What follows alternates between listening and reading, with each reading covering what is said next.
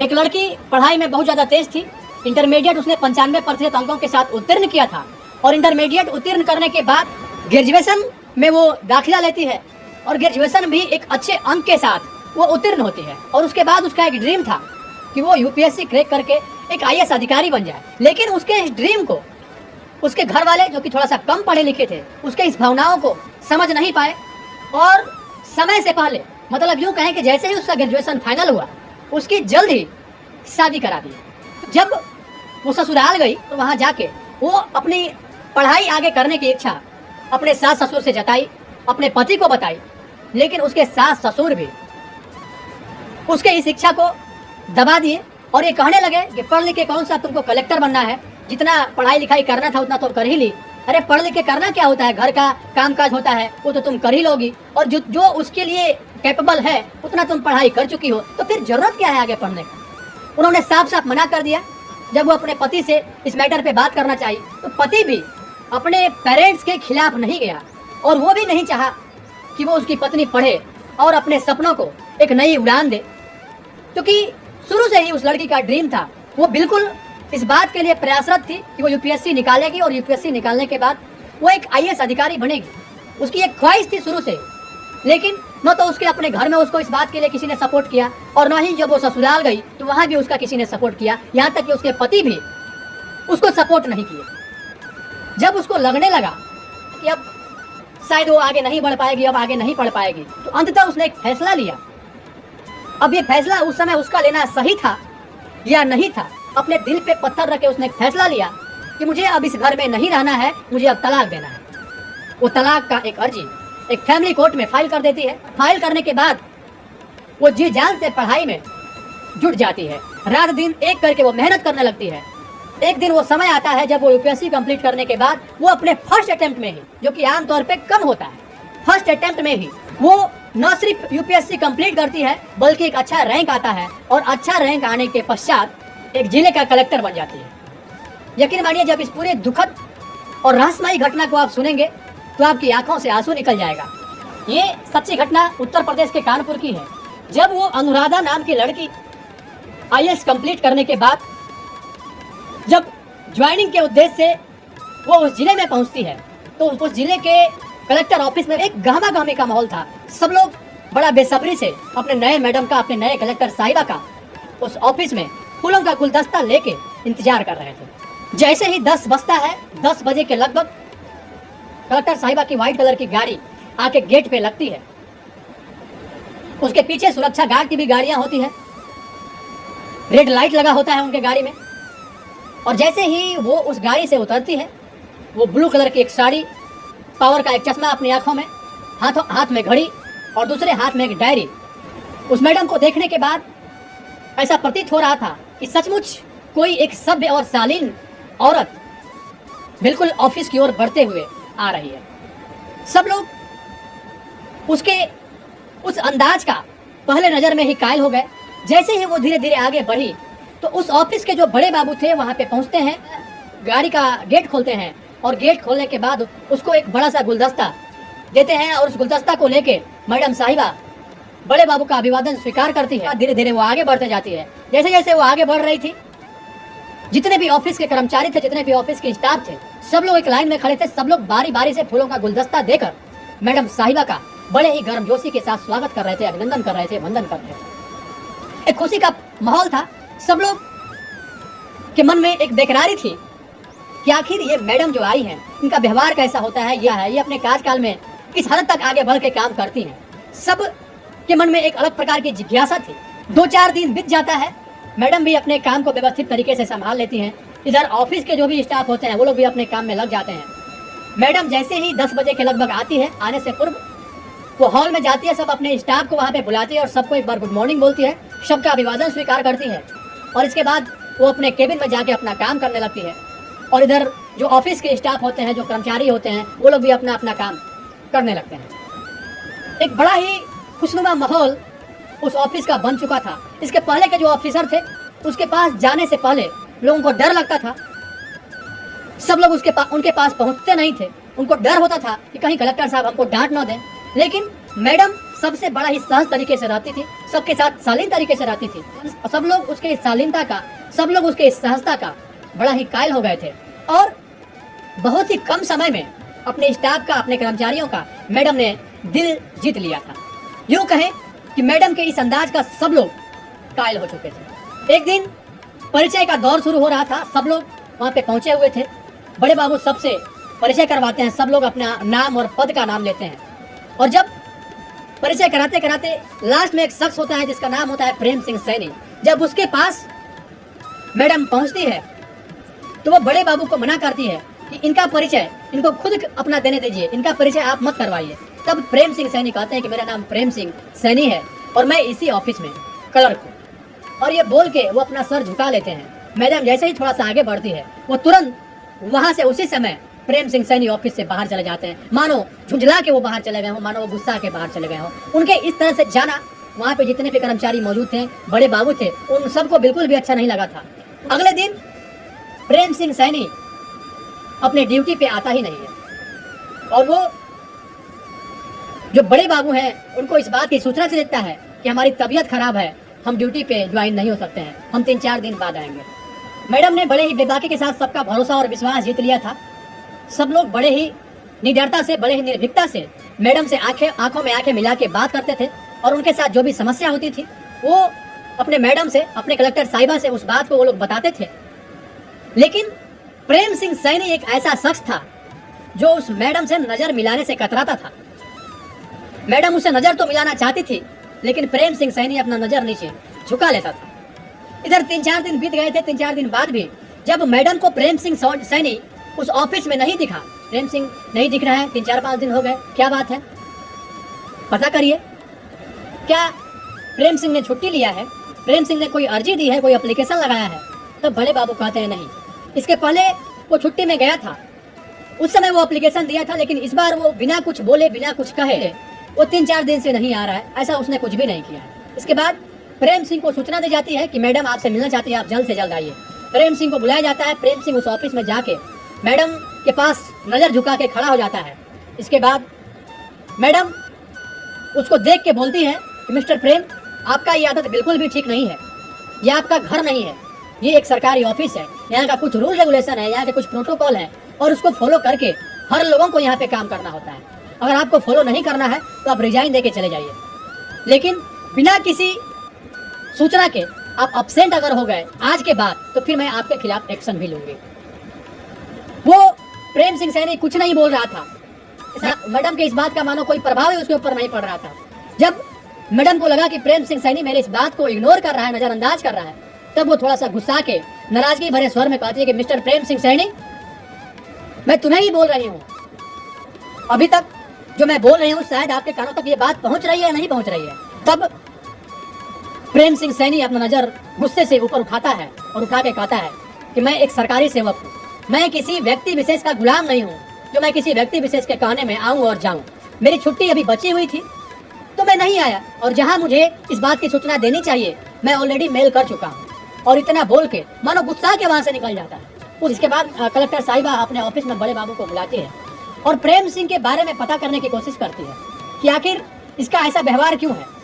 ये इस बात पे बड़े बाबू कहते हैं 2 साल से प्रेम सिंह सैनी की यहाँ पे पोस्टिंग है, प्रेम सिंह यहाँ पे काम कर रहे हैं, न तो वहाँ यहाँ पे उनकी किसी से दुश्मनी है और न ही किसी से दोस्ती है। वो अपने काम के प्रति समर्पित रहते हैं, वो अपना काम करते हैं, समय पे काम करते हैं और समय से काम करके वापस चले जाते हैं। उसी ऑफिस में एक सीनियर अधिकारी था जिसका नाम था वर्मा।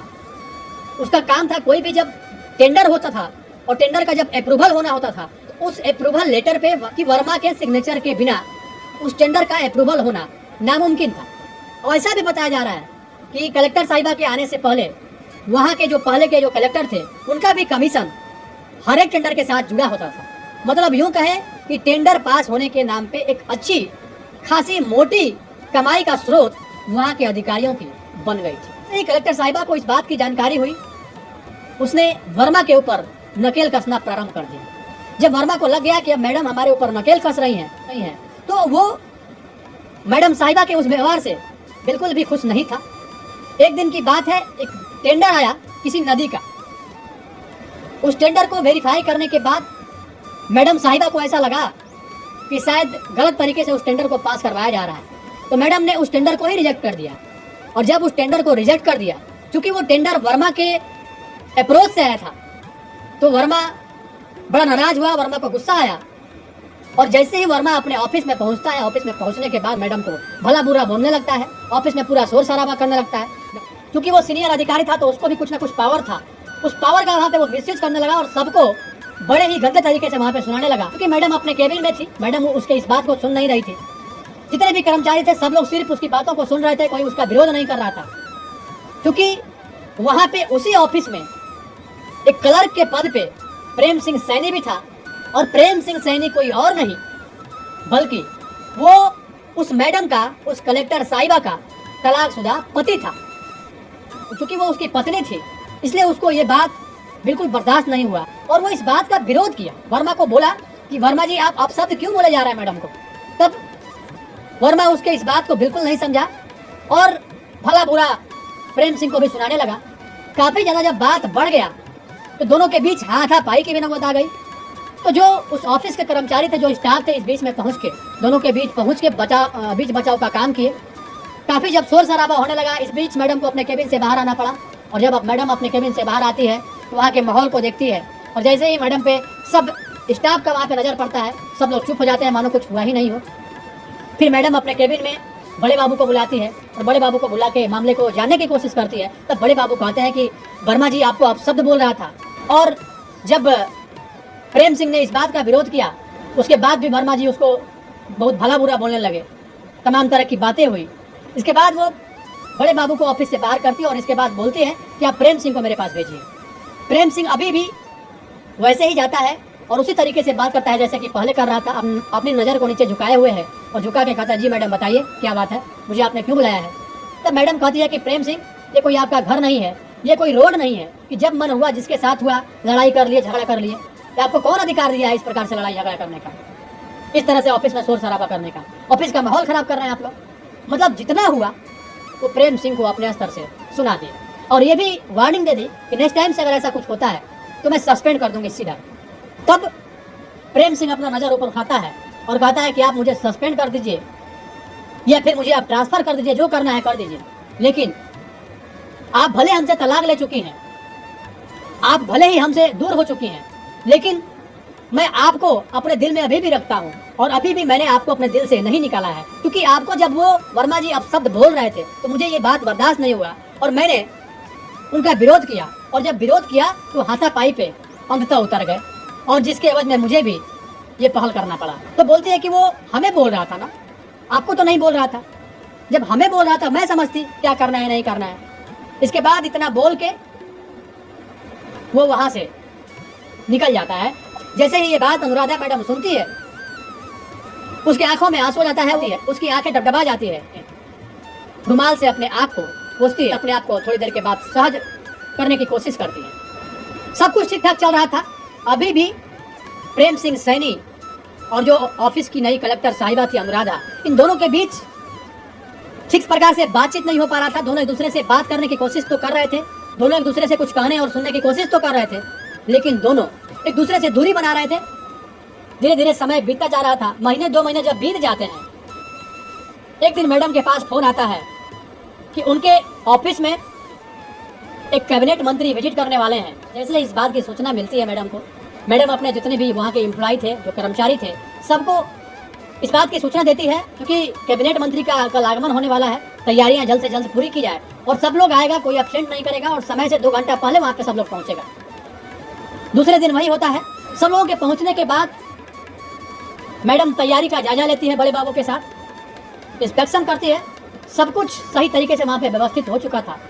मैडम ने सख्त हिदायत दे रखी थी कि किसी भी प्रकार की कोई भी चूक नहीं होनी चाहिए। सब लोग अपने अपने काम को बड़े ही बेबाकी के साथ वहाँ पे कर रहे थे। सब लोग समय से पहले वहाँ पे पहुँच भी चुके थे, लेकिन इस बीच अगर कोई नहीं आया था तो वो था प्रेम सिंह सैनी। मैडम प्रेम सिंह को खोजने की कोशिश कर रही थी, ढूंढने की कोशिश कर रही थी, लेकिन प्रेम सिंह जब उनको नहीं मिला तब वो बड़े बाबू को अपने पास बुलाती है और बोलती है कि प्रेम सिंह अभी तक नहीं पहुंचा, आप पता कीजिए कि प्रेम सिंह कहाँ है।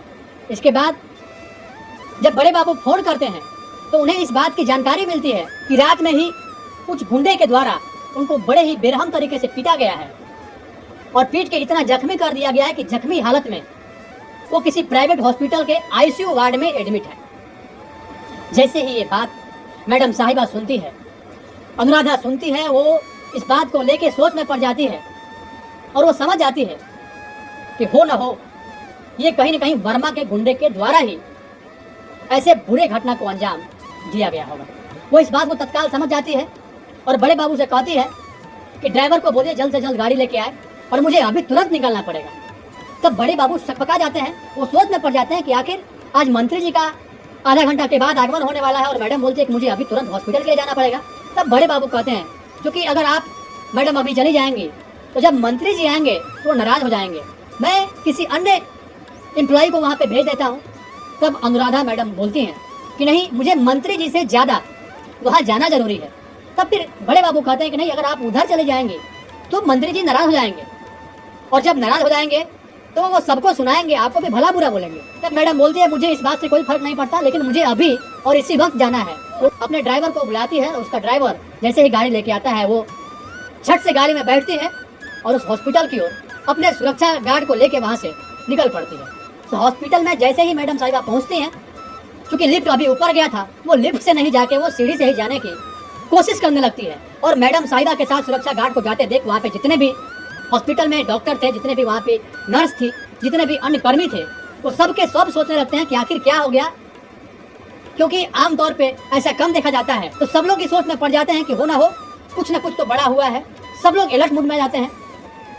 सीढ़ियों के रास्ते मैडम जा रही थी, उसके पीछे 4-5 डॉक्टरों की टीम लग जाती है और सीधा वो आईसीयू वार्ड में पहुंचती है। और आईसीयू वार्ड में जब पहुंचती है तो वहाँ पे देखती है कि प्रेम सिंह आईसीयू वार्ड में एक बेड पे अभी भी बेहोश पड़ा हुआ था। उसके शरीर पे, पूरे शरीर पे पट्टी बंधी हुई थी, अभी भी उसको होश नहीं आ रहा था।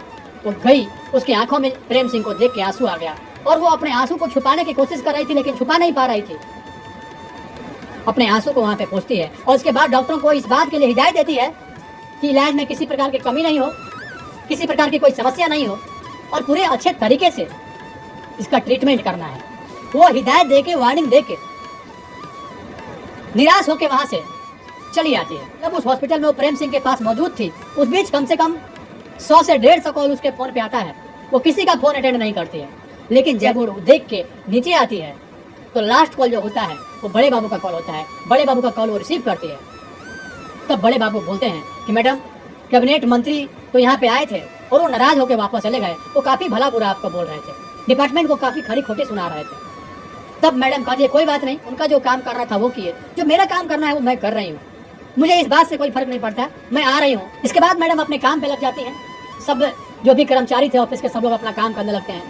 7-8-10 दिन बीत जाता है। इस बीच मैडम इतनी व्यस्त होती है कि वो प्रेम सिंह से हॉस्पिटल में जाके मिल तो नहीं पाती है, लेकिन वो फ़ोन पे इस बात की जानकारी जरूर रखती है कि उसके स्वास्थ्य की वर्तमान स्थिति क्या है, डॉक्टर उसके उपचार सही तरीके से कर रहे हैं कि नहीं कर रहे हैं। वो हमेशा अपडेट ले रही थी, अपने किसी अन्य कर्मचारी को वहाँ पे भेज के इस बात की जानकारी भी ले रही थी। 10 दिन के बाद अचानक से जब छुट्टी का समय होता है, वो अपने ड्राइवर को बुलाती है और कहती है कि मुझे आज प्रेम सिंह के घर जाना है। वो अपने सुरक्षा गार्ड को बुलाती है और सुरक्षा गार्ड के बुलाने के बाद वो प्रेम सिंह के उस आवास पे पहुंच जाते हैं जहाँ पे कि प्रेम सिंह मौजूद था। वो अपने सुरक्षा गार्ड को और ड्राइवर को गेट के बाहर ही रोकती है और इसके बाद प्रेम सिंह के कमरे में एंटर करती है। प्रेम सिंह के पूरे शरीर पे पट्टी लगा हुआ था, बगल में ही एक टेबल था, टेबल पे एक जग रखा हुआ था, गिलास रखा हुआ था, कुछ वहाँ पे दवा की बोतल रखी हुई थी। जैसे ही मैडम अंदर पहुँचती है, प्रेम सिंह को देख के उसके आंखों में आंसू आ जाता है। प्रेम सिंह के पास जो दवा की शीशी रखी हुई थी, वो दवा की शीशी लेने की कोशिश कर रहा था, लेकिन उसके शरीर में वो पावर नहीं था, वो दवा के शीशी को अपने पास लेके उसमें से दवा का गोली निकाल के खा भी पाए। मैडम ऐसे ही उसके इस हरकत को देखती है, वो तुरंत जग से गिलास में पानी ढालती है और उस शीशी से जो दवा होता है उस दवा को उसमें डाल के इसके बाद वो गिलास प्रेम सिंह की ओर बढ़ाती है। प्रेम सिंह की मैडम को अपने पास देखता है, वो कहता है कि आपको यहाँ पे आने की क्या जरूरत थी, ऐसे ही आपके और हमारे बीच जो भी चीज़ें हो रही है इसको लेके तमाम तरह की अफवाहें ऑफिस में हो रही होंगी, हम तो ठीक ही हो रहे हैं, धीरे धीरे ठीक हो ही जाएंगे, आपके आने की जरूरत क्या थी। तब मैडम बोलती है आपको हमारे बीच के मैटर में पढ़ने की क्या जरूरत थी? जब वर्मा मुझे गाली दे रहा था, जब वर्मा मुझे बोल रहा था, मुझे अपशब्द बोल रहा था, तो फिर बीच में आपको पढ़ने की क्या जरूरत थी? उसका नतीजा ये हुआ कि आपके साथ ये हुआ। हमें इस बात की जानकारी भी हो गई है कि वर्मा के गुंडों के द्वारा ही ये कृत्य किया गया है। हमने तत्काल वर्मा को सस्पेंड कर दिया गया और वर्मा के खिलाफ हमने FIR भी किया है। पुलिस अपना इन्वेस्टिगेशन भी कर रही है और जल्द से जल्द जो भी लोग इसमें शामिल थे उसको पकड़ा भी जाएगा। कि आप मेरे बीच में बोले थे ना, तो मेरा भी हक बनता है ना, लेकिन तुम यहाँ पे अकेले क्यों हो? हमारे बीवी बच्चे कहाँ हैं? तब प्रेम कहता है कि हमारे बीवी बच्चे कहाँ से आएंगे? हमने अभी तक तो शादी ही नहीं की, क्योंकि हमने तलाक तो दे दिया था, लेकिन हम कभी भी आपको अपने दिल से निकाल नहीं पाए थे। और मुझे यकीन था कि एक ना एक दिन जरूर आप मेरे पास आएंगे, और मुझे ये भी यकीन था कि हो ना हो मैं भी अगर कहीं जाऊंगा तो आपके ही पास जाऊंगा। इसी वजह से मैंने अभी तक शादी नहीं की। लेकिन आपने शादी क्यों नहीं किया? तब अनुराधा मैडम कहती हैं कि मैं भी ये सोच रही थी, हालांकि मेरे पापा तो कह ही रहे थे कि जल्द से जल्द शादी कर लो, घर गृहस्थी अपना बसा लो, लेकिन मुझे पता था कि मुझे आज नहीं तो कल आप जरूर समझोगे, और वो दिन आज आ भी गया। इस बात पे प्रेम रोने लगता है और कहता है मुझे माफ कर दो, मैं तुम्हें समझ नहीं पाया, काश मैं उस समय थोड़ा सा विरोध अपने माँ बाप का कर दिया होता तो आज ये दिन मुझे देखना नहीं पड़ता। तब अनुराधा कहती है कि चलो जो हुआ सो हुआ, अब आगे की लड़ाई हम लोग जीवन में एक साथ लड़ेंगे। और ऐसा कह के दोनों एक दूसरे के गले से लिपट जाते हैं। एक मार्मिक पल था, एक सुखद पल की अनुभूति दोनों एक दूसरे के गले से लिपट कर करने लगते हैं, और वहीं से उन दोनों के नए जीवन की शुरुआत हो जाती है। एक बहुत ही भावुक पल था, एक मार्मिक पल था। दोनों एक दूसरे से बातचीत करने के दौरान रो रहे थे, दोनों एक दूसरे के आंसू पोंछ रहे थे, साथ बिताए हुए कुछ अच्छे पल को याद करके थोड़ा सा खुश होने की भी कोशिश कर रहे थे। अनुराधा बोलती है कि कल से मैं इसी फ्लैट में आके रहूंगी, और जब तक तुम ठीक नहीं हो जाते हो तब तक तुम्हारे स्वास्थ्य की पूर्ण देखभाल मैं करूंगी, और हम जल्द से जल्द हम तुमसे शादी करके तुम्हारे साथ जीवन के इस लड़ाई में एक साथ रहेंगे। ऐसा बोल के दोनों एक दूसरे से लिपट के खुश भी होते हैं, रोते भी हैं, और एक अत्यंत भावुक पल आप सोच सकते हैं कि क्या हो रहा होगा उस समय। इस घटना को बताने का उद्देश्य किसी के दिल को दुखाना नहीं, किसी के अंतरात्मा को ठेस पहुंचाना नहीं, बल्कि आपको सचेत करना है, आपको जागरूक करना है, आपको ये जताना है, आपको ये बताना भी है कि अगर किसी भी रिश्ते को समय दिया जाए तो हर प्रॉब्लम का सलूशन निकल जाता है। इस पूरे घटनाक्रम को लेके आपकी क्या राय है? अपनी राय निष्पक्षता के साथ, जो कि आप लोग हमेशा से देते आए हैं, कमेंट बॉक्स में जरूर दें, और ये भी बताएं कि आखिर प्रेम सिंह का उस सिचुएशन में वो निर्णय क्या सही था, या फिर अनुराधा का वो निर्णय उस सिचुएशन में क्या सही था। क्या अगर अनुराधा उस समय वो निर्णय नहीं ली होती तो क्या वो कामयाब हो पाती? अपनी राय निष्पक्षता के साथ कमेंट बॉक्स में आप जरूर दें।